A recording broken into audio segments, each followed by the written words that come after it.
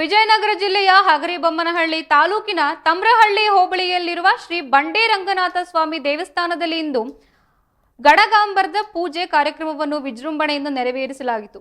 ಈ ಧಾರ್ಮಿಕ ಕಾರ್ಯಕ್ರಮವು ದೇವಸ್ಥಾನದ ಜೀರ್ಣೋದ್ಧಾರ ಕಾಮಗಾರಿಗೆ ನಾಂದಿ ಹಾಡಿದ್ದು, ಕೊಪ್ಪಳದ ಭಕ್ತರಾದ ಶ್ರೀ ಅಮಾಜಪ್ಪ ಪೂಜಾರವರ ಸಹೋದರರು ಶ್ರೀ ಬಂಡೆ ರಂಗನಾಥ ಗಡಗಂಬದ ಜೀರ್ಣೋದ್ಧಾರ ಕಾರ್ಯಕ್ರಮವನ್ನು ಕೈಗೊಂಡಿದ್ದಾರೆ.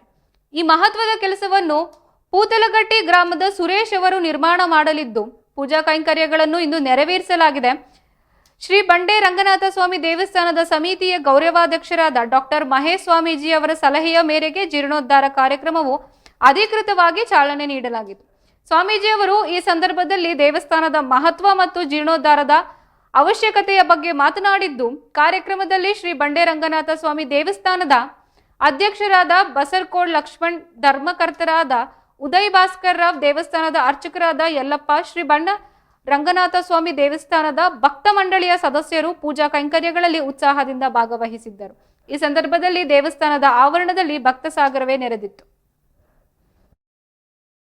सर्वदा सर्वदा सर्वकार्येषु नास्ति तेषां मङ्गलं येषां हृदिस्थो भगवान् मङ्गलाय ब्रह्मरिः विनायकं कुर्मः महेश्वरा सरस्वती प्रणम्याहो सर्वकार्यफलप्रदे यथा विवादते तेषां नित्यां योगक्षेमं वहाम्यहम्